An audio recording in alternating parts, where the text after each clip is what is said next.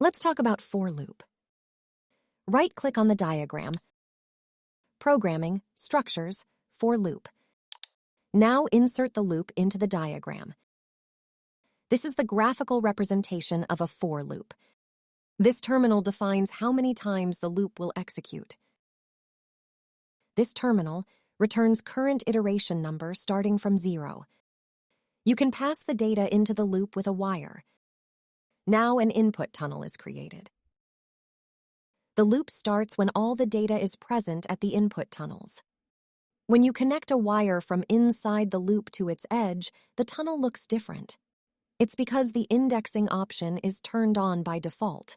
It means that the value entering this tunnel is inserted into an array. In this case, we generate an array having 100 elements. You have an option not to place an element. Select Tunnel Mode, Conditional. If it's true, the element goes to the array. If it's false, it doesn't. If you connect an array into the loop border, it generates a 2D array. You can choose to concatenate this array to the one inside the tunnel. Last value is descriptive enough. If you don't insert any elements into the tunnel, it outputs default value for certain data type. 0, false, empty string, empty array, and so on. When you connect an array to the loop, an indexing tunnel is created. This tunnel then outputs the elements of the array starting from index 0. The loop is executed as many times as there are elements in the array. In this case, the terminal n is not connected.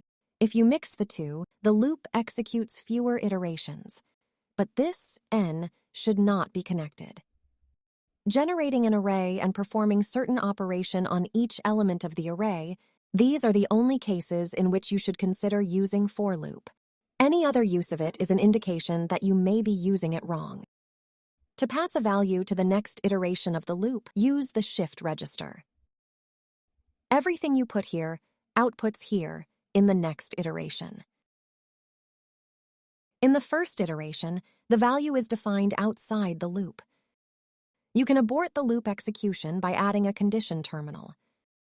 But this option is rarely used because it slightly reduces the performance. To execute the loop with multiple processor cores, configure iteration parallelism. Select the maximum number of processors on which to run. The default is the currently recognized number.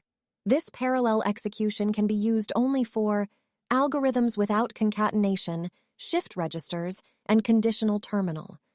With this setting, you can significantly increase performance of the program.